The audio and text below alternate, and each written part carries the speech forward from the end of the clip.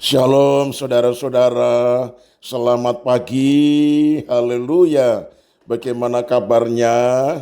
Tentu semuanya sehat bukan? Ada sukacita, haleluya. Mari kita berdoa untuk menerima renungan di pagi hari ini. Tuhan Yesus, kami bersyukur untuk hari yang baru. Itu sebabnya kami mohonkan Tuhan berkenan berfirman kepada kami lewat renungan pagi yang disampaikan oleh gembala kami. Mari Tuhan berfirmanlah dalam nama Tuhan Yesus, haleluya, amin. Tema renungan pagi ini yaitu hikmat sejati. 1 Korintus 2 ayat 9 berkata demikian.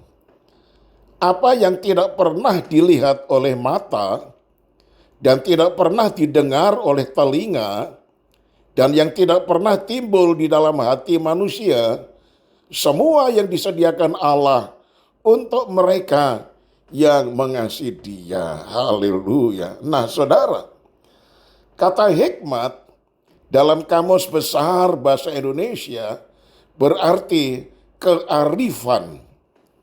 Kearifan berasal dari kata dasar arif yang berarti bijaksana, cerdik, pandai, berilmu, paham, dan mengerti. Dalam hal ini, orang-orang yang berhikmat adalah mereka yang bijaksana, mereka yang cerdik, mereka yang pandai, berilmu, dan berwawasan tinggi. Mereka mempunyai kepahaman yang mendalam dan berpengalaman. Nah, saudara, banyak sekali cara yang dapat kita tempuh untuk menjadi pribadi yang berhikmat. Salah satunya adalah dengan cara belajar dari kehidupan dan memperbanyak persekutuan dengan Tuhan, membaca firman Tuhan. Karena hikmat tidak bisa kita terima dari bangku sekolah, tetapi dari persekutuan kita dengan Tuhan Yesus. Namun pertanyaannya, apakah pelajaran hidup dan segala bentuk pengalaman kita ini sudah memberikan kepada kita suatu pengalaman yang betul-betul menjadikan kita semakin hari semakin berhikmat?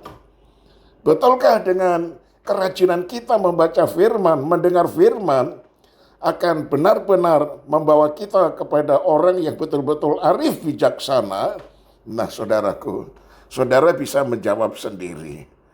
Rasul Paulus menekankan sebuah fakta penting yang perlu disadari oleh orang-orang beriman, bahwa hikmat yang berasal dari dunia ini tidak dapat menyelamatkan, melegakan, atau memuaskan hati, pikiran, keraguan, rasa takut, maupun semua yang dicari oleh manusia.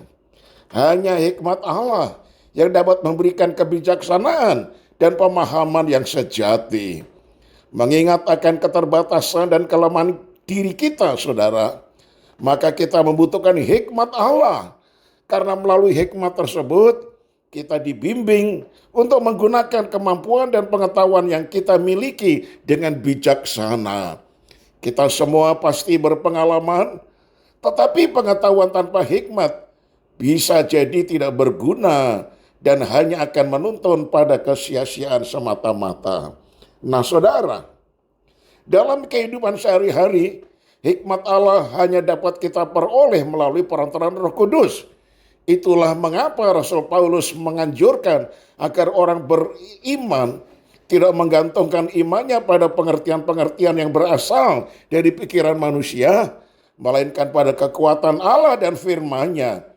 Rasul Paulus sendiri menyadari keterbatasan dan kelemahannya sebagai manusia. Ia pun juga memiliki rasa gentar dan takut. Namun berkat keyakinan dan kekuatan Roh Allah, ia dimampukan untuk melewati segala tantangan dan persoalan yang dihadapinya. Kini marilah kita terus mengasihi Allah dan mengandalkan hikmat-Nya sebagai dasar dari segala laku serta perbuatan kita, agar kita terus dimampukan hidup dengan bijaksana. Saya tutup dengan kalimat ini, saudara. Hikmat Allah menyelamatkan jiwa. Mari kita satu di dalam doa. Kini kami sadar ya Tuhan, memasuki tahun 2025, kami sangat-sangat membutuhkan hikmat daripada Tuhan. Dan hikmat itu tidak bisa kami terima dari bangku sekolah, tetapi merupakan pengalaman hidup bersama-sama dengan Tuhan. Ketika kami menghadapi masalah atau pergumulan, dan kemudian kami merenungkan firman-Mu, maka disitulah muncul hikmat, hingga kami bisa mengatasi persoalan itu, bukan dengan kekuatan kami, tetapi dengan kuasa firman, di mana Roh Kudus yang akan memberi kami kekuatan, karena Roh Kudus adalah roh kebenaran, sehingga Dia akan membawa kami di dalam jalan yang benar. Terima kasih banyak Bapak. Kami serahkan sepanjang hari ini, kemanapun kami pergi, apapun yang kami kerjakan, Tuhan beserta dengan kami semuanya. Semua pekerjaan usaha kami, Tuhan buka jalan dan berikan berkat kiranya.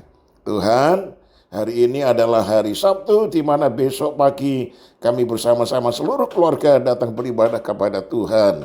Kiranya Tuhan akan memberikan dorongan kepada kami untuk berbondong-bondong datang ke gereja. Karena masa liburan sudah kami nikmati, hingga tidak lagi ada liburan untuk tidak datang ke gereja. Segala hormat pujian bagi Engkau, di dalam nama Tuhan Yesus kami alaskan doa ini. Haleluya. Amin. Nah, shalom saudaraku. Selamat pagi. Dan sampai berjumpa pada Senin yang akan datang. Shalom.